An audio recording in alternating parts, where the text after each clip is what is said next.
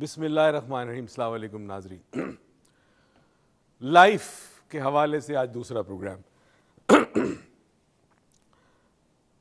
بہت ساری دنیا میں فلسفیز ہیں لائف کے بارے میں, بہت ساری رائے لوگوں کی, بہت سارے نظریات ہیں, بہت سارے پرسیپشنز ہیں لائف کے بارے میں.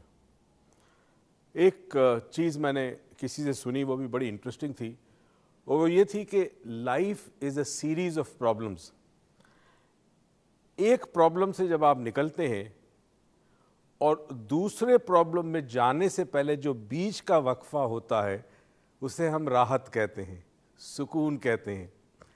اور یہ کہا یہ جاتا ہے کہ ایک پرابلم سے نکلنے کے بعد دوسری پرابلم آپ کے لیے تیار ہوتی ہے, اور نکلنے کے کچھ دیر بعد آپ دوسری پرابلم میں چلے جاتے ہیں.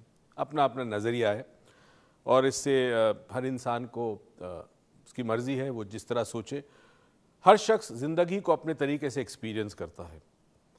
بعض مرتبہ آپ ایسے ایسے لوگوں کو دیکھیں گے زندگی گزارتے ہوئے کہ آپ کو حیرت ہوگی. میں نے ایک دفعہ کہا تھا کہ کچھ لوگوں کے لیے زندگی بہت گھناؤنی ہے, بہت بدصورت ہے, اور کچھ لوگوں کے لیے زندگی بہت حسین ہے, بہت خوبصورت ہے.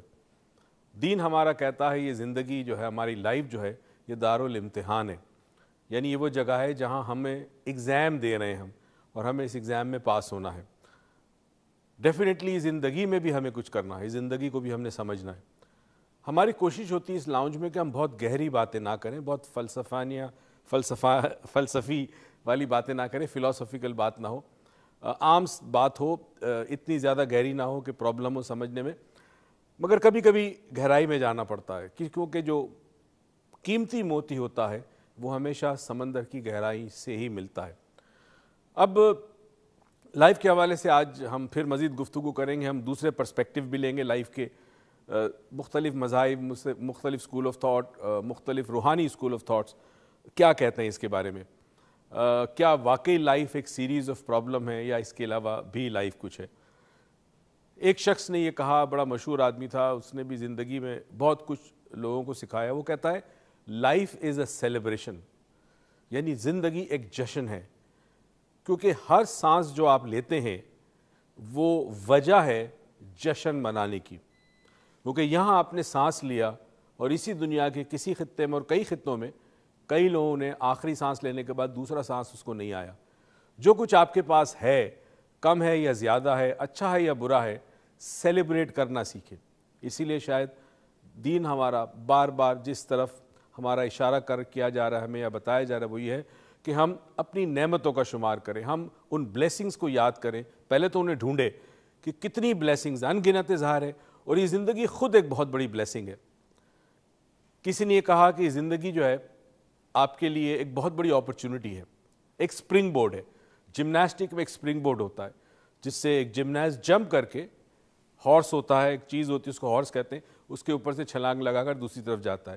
تو زندگی ایک سپرنگ بورڈ ہے. یہ سپرنگ بورڈ ہمیں اس لیے ملا ہے کہ ہم اس زندگی کو بھرپور طریقے سے گزاریں, تاکہ ہم جتنی اونچائی پر چھلانگ لگا سکیں اس سپرنگ بورڈ کی وجہ سے, اتنی اونچائی پر ہم چھلانگ لگا سکیں. یعنی ہم ان درجات تک پہنچ سکیں جس کی شاید ہم میں سارے کو خواہش ہو مرنے کے بعد, جو پروردگار ہمیں مقام دے گا.